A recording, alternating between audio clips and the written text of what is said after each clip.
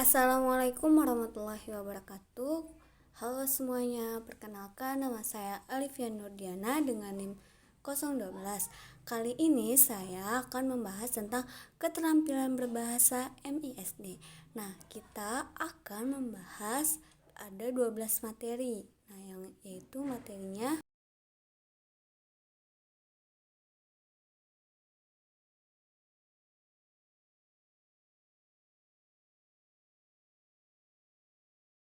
Nah, materi yang pertama kita akan membahas tentang seluk-beluk menyimak. Apa sih itu menyimak itu?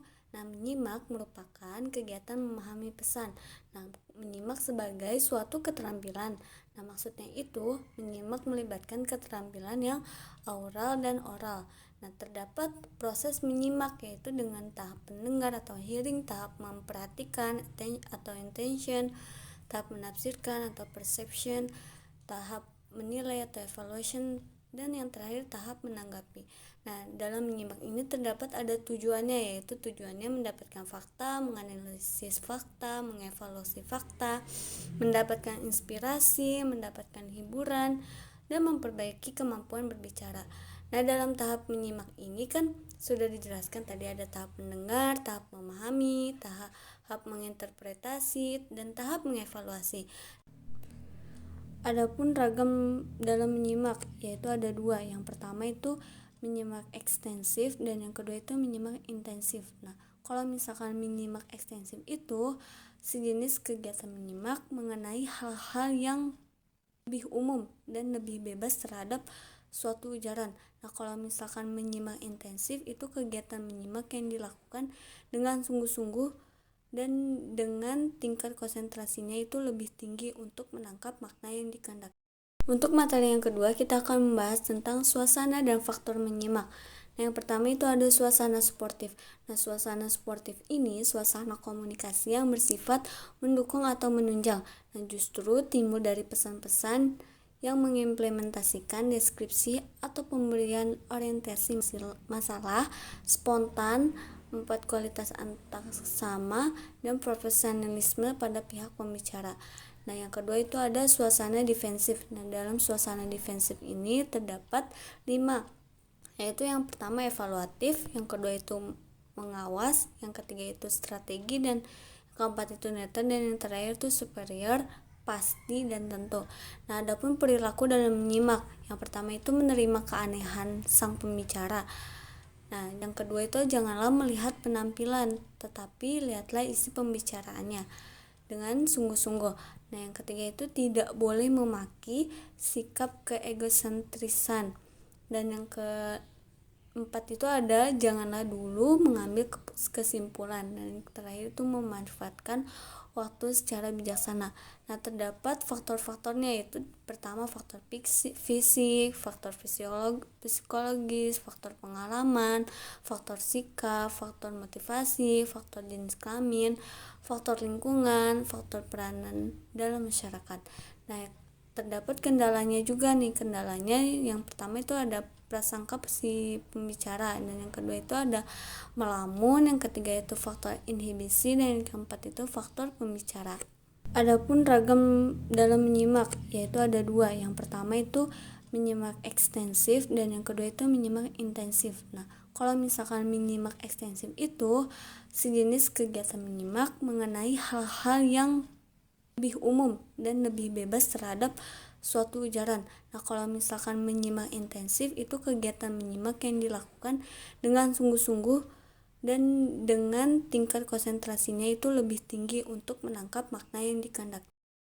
Yang ketiga, kita akan membahas tentang aneka situasi menyimak, daya simak, dan bahan penyimak. Nah, yang itu ada meningkatkan daya simak, yaitu kembangkan dan tingkatkan keinginan untuk menyimak, bangunlah kebiasaan kelisahan menyimak dengan baik. Nah, berikanlah perhatian yang besar dan wajar pada pembicara dan pembicaranya, dan jangan dulu memberikan penilaian atau evaluasi terhadap pembicara dan materinya sebelum dia selesai berbicara. Dan yang terakhir itu simaklah gagasan serta konsep pembicara. Dan ada pula ada aneka kegiatan peningkatan menyimak.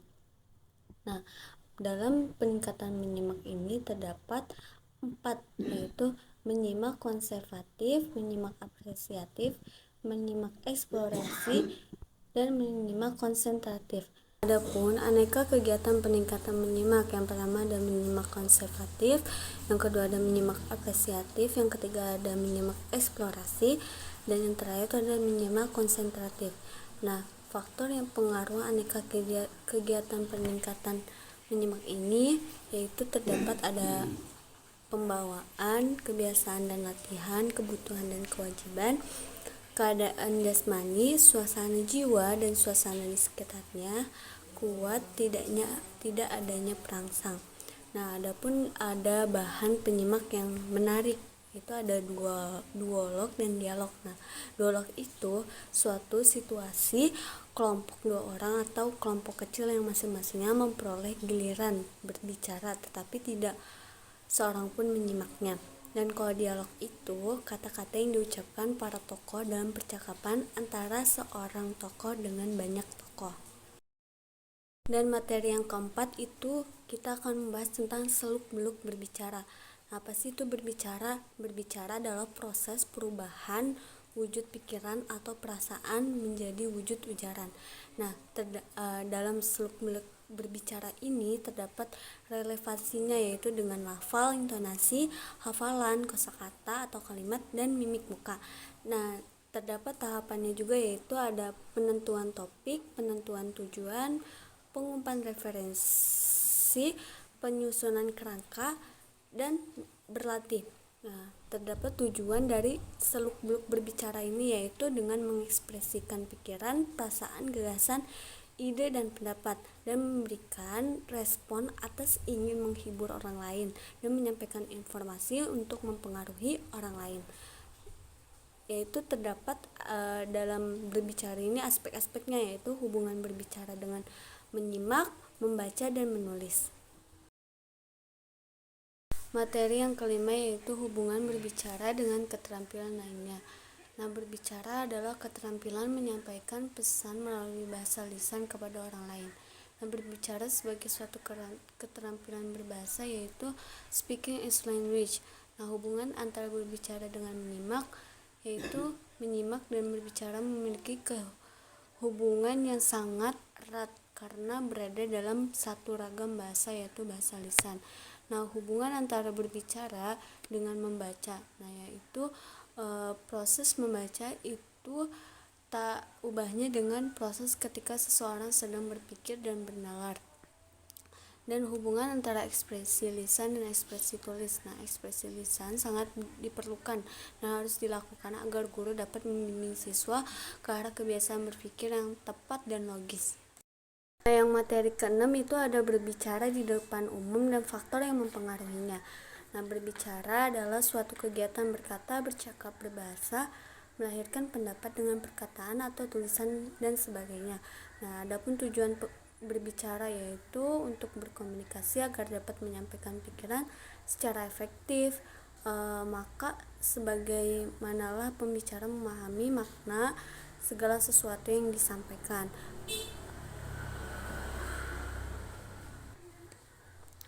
Nah, adapun berbicara di depan umum. Nah, berbicara di depan umum harus melakukan persiapan yang baik seperti persiapan materi dan persiapan mental.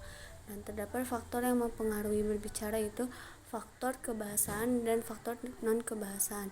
Nah, berbicara di lingkup resmi dan tidak resmi. Berbicara di lingkup resmi menggunakan komunikasi yang formal, sedangkan berbicara di lingkup tidak resmi menggunakan komunikasi yang informal. Nah, jenis-jenis berbicara itu ada 3, ada informative speaking, persuasive speaking, dan deliberate speaking. Materi yang ke-7 itu ada langkah-langkah keterampilan dan keterampilan dalam berbicara. Nah, langkah-langkah berbicara itu dengan memilih pokok pembicaraan, membatasi pokok pembicaraan, mengumpulkan bahan-bahan, dan menyusun bahan pembicaraan. Nah, di dalam langkah-langkah keterampilan dalam berbicara ini terdapat retorika. Nah, retorika itu ilmu yang mempelajari tentang kaidah-kaidah penyampaian pesan yang efektif, baik melalui tulisan ataupun lisan yang bertujuan untuk mempengaruhi khalayak. Nah, terdapat bagian retorika, yaitu ada etos, patos, dan logos. Nah, di dalam langkah-langkah ini juga terdapat aksentuasi. Nah, dalam berbicara aksentuasi itu menekankan pada kata-kata tertentu yang dianggap penting. Nah, teknik dalam aksentuasi ini terdapat tekanan dinamik, nada, dan tempo. Kedelapan itu seluk-beluk membaca. Nah, apa sih itu membaca?